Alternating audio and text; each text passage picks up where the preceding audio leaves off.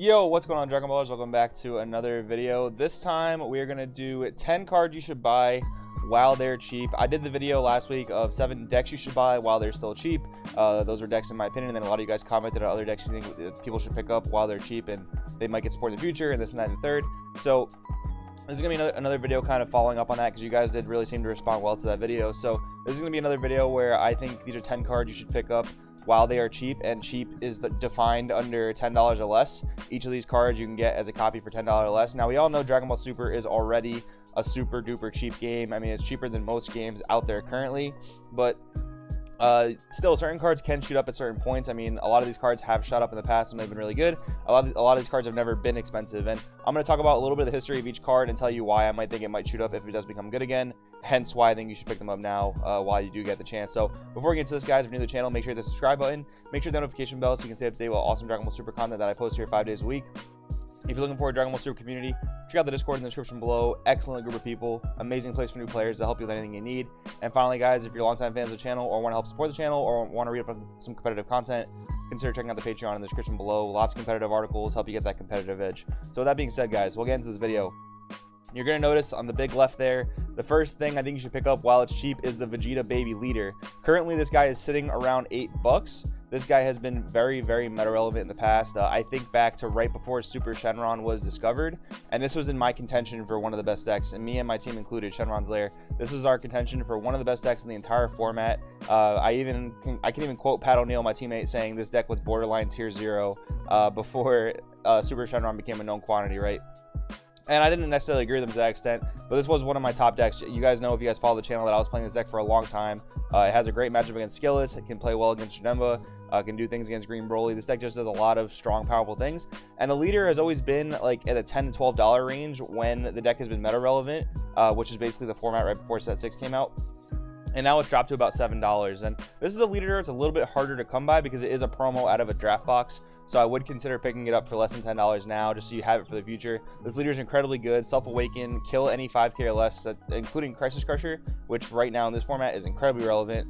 And it's just super powerful leader. The next card we'll talk about that pairs with it basically is Super Baby, the Parasitic Menace. This is the power booster that basically makes the whole deck function if you decide to run the baby, the 6-drop baby combo.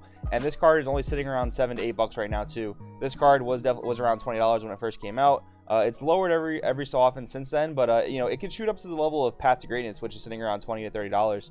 So if this deck did become more meta relevant again, let's just say something happened to Super Shenron, or this deck just became way more meta relevant, this Parasitic Menace could definitely jump up to somewhere in the $20 range. So I would definitely recommend picking them up for $10. There's certain cards in this game that are going to be higher rarity, like you have power boosters, you have promo leaders from draft boxes, you have rares, sometimes are a little more rare than others, they're short printed, and then you have SRs that they really could just shoot up at any point whenever whenever they become meta relevant again. So I definitely recommend picking those two cards up together. If you're going to pick up the Baby Leader, definitely pick up the Parasitic Menace. The next card on the list is Temporal Darkest Demigra. Specifically, I'm talking about the SPR version. The SR version of this card has always only been like 50 cents to $1, even when the Demigra package was relevant in the Hirudegarn leader.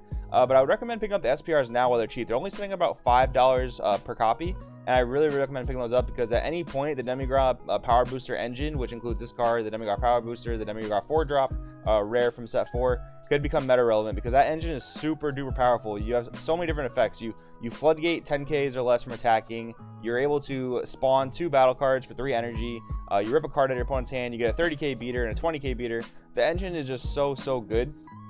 And I would definitely pick up the SPRs while they're cheap. Only $5 a copy. Makes perfect sense for me to pick them up, especially for SPRs. Scientist Fu is the next card on the list. Now, this might be a little bit iffy because it is getting a reprint. However, we don't know the necessary rarity that reprint is going to be. And the reprint's also an alt art. So the alt art might not affect the price of the main TP at all. We don't really know yet. It depends on the rarity of the alt art, right? So Scientist Fu, if any of you guys were playing back during that time when this tournament pack was out, you had Scientist Fu, we had the Bardock Will of Iron, and we had the Endless Evolution Broly. All 3 of those tournament packs were sitting at around $20 to $30 per copy. So it was super plus to play in Dragon Ball tournaments back then, right? You just had like such value getting out of your tournament packs. You had a very high chance of quadrupling your money or making so much more money than you entered to even get in the tournament. And Scientist Fu has always been about a $10 card, but right now it's only sitting at about $6 per copy for the non-foil version. And this card can definitely shoot up at any point if it does become meta relevant again. Not a lot of decks are playing it. We don't see Super Shenron playing it as much anymore. The aggro decks sometimes play it, but they usually play Mirror Creator Absorb. Green Broly sure doesn't play it, and Skillless sure doesn't play it. So this is a card I would pick up while it's just about $6 per copy. Definitely a good investment in my opinion. Next card is Hoi, Emissary of Flame, Foil Super Combo. This thing is sitting at 50 cents per copy roughly, and I could not tell you why. And another thing is, it was never expensive.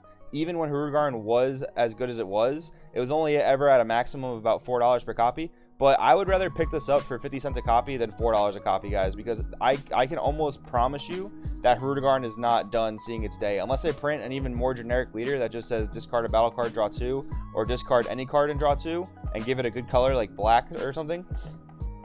I cannot see this card staying so cheap for so long. So I would pick up a playset of foil Hois. It'll just cost you $2. I really recommend it because I don't think Hurugarn is done. I don't think it's down forever. I think that card will come back very soon. And then we have the Gogeta 7 drop, my favorite card, guys, my favorite card of all time.